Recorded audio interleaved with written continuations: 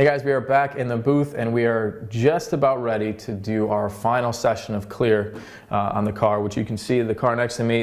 Everything is completely painted and completely cleared.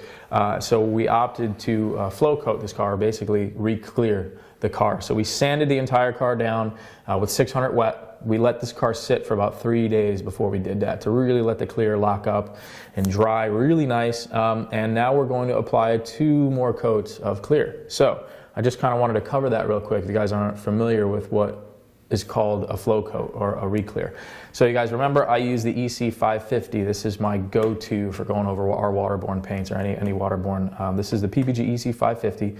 I used the standard hardener and the standard reducer, which is like a mid-temp reducer, 75-degree reducer. And now we're going to move on, and this is PPG's global line, the D8152. This is their Glamour Clear Coat, their ultra show clear, and I'm using their slow thinner and their slow hardener. This is pretty much the slowest you can get. There's one step above that, but that's for like super high temp. So the whole theory behind that is the slower it is, the slower it's going to allow everything to kind of acclimate a little better and flow out and move out, and any kind of overspray is going to melt back in, so you should have a really slick, really clean finish.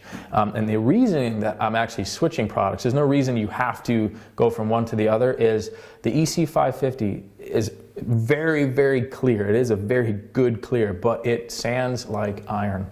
It is a little more difficult to sand and buff.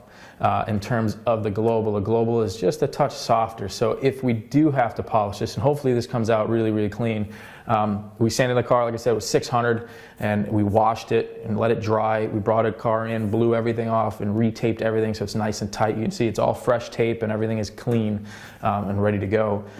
But the global line does sand and polish a little bit easier than the 550. The 550, you can get it there, but it's just harder to buff. It's just a harder clear. So that's kind of the whole reason why I switched, using from the EC550 to the global line. Other than that, that's really, I guess, it in terms of covering that. The one thing I did also want to touch on is I'm always talking about wax and grease removers as well. Over our paint, our water-based paint, we are recommending a solvent-based wax and grease. I always say don't use a water-based wax and grease remover. This is the only time, because this is all clear, that you would want to use a water-based wax and grease remover. So I have the SX394, it's a PPG product as well. This is their water-based pre-clean. Now, the fact that we have clear on this car, it's not going to affect the paint underneath. It's not going to soften it because it's cleared. The reasoning behind using a water-based pre-clean is the fact that it is a little less aggressive than a solvent. So the last thing you want to do is be wiping fresh clear, even though this has been about, like I said, 3-4 days old. The last thing you want to do is start introducing solvents back into that clear coat because it's still what we call green. It's still curing.